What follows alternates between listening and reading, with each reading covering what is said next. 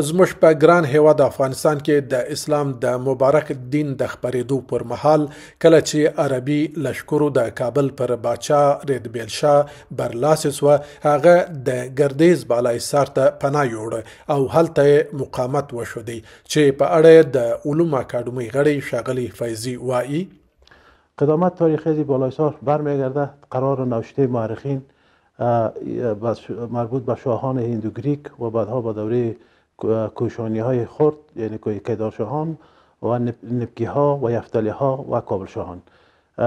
روایت تاریخی حتی میگه که زمانی که کابل شاهان در این زندگی میکردن، این بالاحصار تحت تصرفشان بود.